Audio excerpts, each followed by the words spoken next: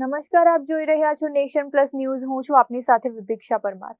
છોટાઉદેપુર જિલ્લાના અત્યંત અંતરિયાળ અને દુર્ગમ પહાડી વિસ્તારોમાં શિક્ષણ ક્ષેત્રે એક ઐતિહાસિક અને સકારાત્મક પરિવર્તન આવ્યું છે. વર્ષોથી ઝૂંપડામાં બેસીને અભ્યાસ કરવા મજબૂર બનેલા આદિવાસી બાળકો માટે સંકલ્પ વિદ્યોદય પ્રોજેક્ટ હેઠળ આધુનિક કન્ટેનર સ્માર્ટ સ્કૂલનું નિર્માણ કરવામાં આવ્યું છે. છોટાઉદેપુરના ક્વાંટ તાલુકાના આંબા ડુંગરના માણુકલા ફળિયા અને હાફેશ્વરના આમલા પાણી ખાતે સંકલ્પ વિદ્યોદય પ્રોજેક્ટ હેઠળ નિર્માણ પામેલી આધુનિક કન્ટેનર સ્માર્ટ સ્કૂલ શાળાઓ આદિવાસી બાળકો માટે આશાનું નવું કિરણ બની રહી છે. સંકલ્પ વિદ્યોદય અંતર્ગત તૈયાર કરાયેલી આ કન્ટેનર સ્માર્ટ શાળાઓમાં ડિજિટલ લર્નિંગ, આધુનિક વર્ગખંડો, ગુણવત્તાસભર બેસવાની વ્યવસ્થા, વીજળી અને સ્વચ્છતા જેવી તદ્દન શહેરોની સમકક્ષ સુવિધાઓ પૂરી પાડવામાં આવી છે. આ કન્ટેનર સ્માર્ટ શાળાઓનું આજે રાજ્ય કક્ષાના શિક્ષણ મંત્રી રીવાબા જાડેજાના હસ્તે લોકાર્પણ કરવામાં આવ્યું હતું. લોકાર્પણ પ્રસંગે રાજ્ય કક્ષાના શિક્ષણ મંત્રી રીવાબા જાડેજાએ નાના બાળકો સાથે સંવાદ સાધીને તેમને ઉજ્જવળ ભવિષ્યની શુભેચ્છાઓ આપી હતી. તેમણે ભારપૂર્વક જણાવ્યું હતું કે રાજ્ય સરકાર દરેક બાળક સુધી ગુણવત્તાસભર શિક્ષણ પહોંચાડવા કટિબદ્ધ છે. આ પ્રસંગે સ્થાનિક ધારાસભ્ય જયંતિ રાઠવા, જિલ્લા કલેક્ટર ગાર્ગી જૈન, પૂર્વ સાંસદ ગીતા રાઠવા સહિતના અધિકારીઓ, સ્થાનિક આગેવાનો અને મોટી સંખ્યામાં ગ્રામજનો ઉપસ્થિત રહ્યા હતા.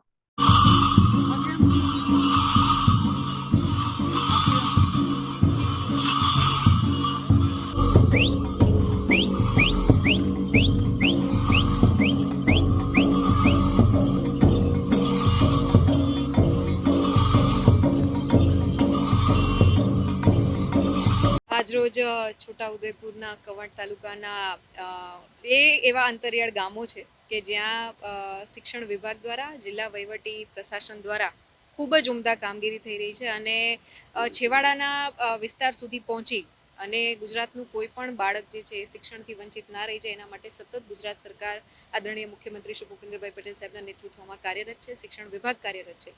ત્યારે હું સૌ પ્રથમ તો વિસ્તારના ધારાસભ્ય શ્રી, માન્ય કલેક્ટર મેડમ તેમજ સર્વે ભારતીય જનતા પાર્ટીની ચૂંટાયેલી પદાધિકારીઓની પાંખ છે એમનો હૃદયપૂર્વકનો આભાર માનું છું. ગ્રામજનોનો ખૂબ હૃદયપૂર્વકનો આભાર અને શિક્ષણ મિત્રોનો પણ ખૂબ ખૂબ આભાર કે જેમના સંયુક્ત પ્રયાસના માધ્યમથી આ સ્ટ્રક્ચર આપણે આટલા છેવાડા સુધી ડેવલપ કરી શકાય છે. અને સ્માર્ટ શાળા અંતર્ગત આપણે આ શાળાને ખૂબ નમૂનાની રૂપે, ઉદાહરણ રૂપે ક્યાંક એસ્ટાબ્લિશ કરી શક્યા છીએ.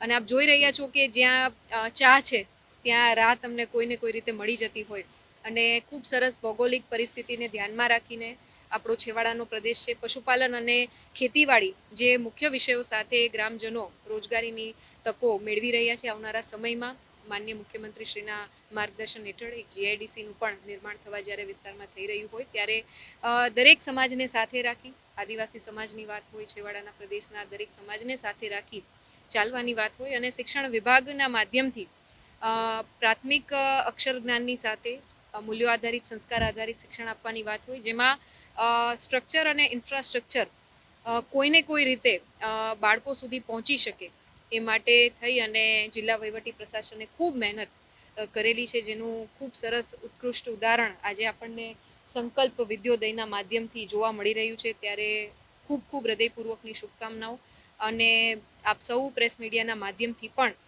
જે રીતના આ શાળાને બિરદાવવામાં આવી છે એના માટે પણ હું આપ સૌનો આભાર માનું છું.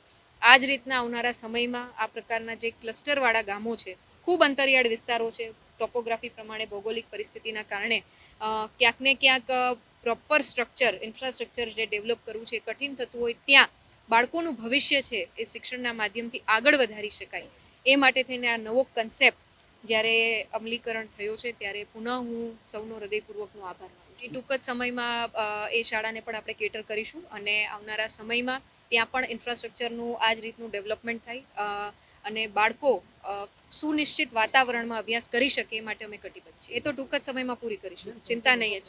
ચોક્કસ જે રીતના નીતિ વિષયક નિર્ણયો છે બધા પ્રકારના પેરામીટર્સને ધ્યાનમાં રાખીને ક્વોલિટી સાથે કોમ્પ્રોમાઇઝ ના થાય એ બાબત પણ સુનિશ્ચિત કરી અને આવનારા સમયમાં બાબત વિશે ચોક્કસ વિચારવામાં આવશે.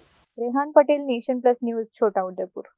સમાચારોના સતત અપડેટ મેળવવા માટે અમારી નેશન પ્લસ ન્યૂઝની YouTube ચેનલને સબસ્ક્રાઇબ કરો, બેલ આઇકન દબાવો અને જોડાયેલા રહો Facebook, Instagram અને Twitter પર.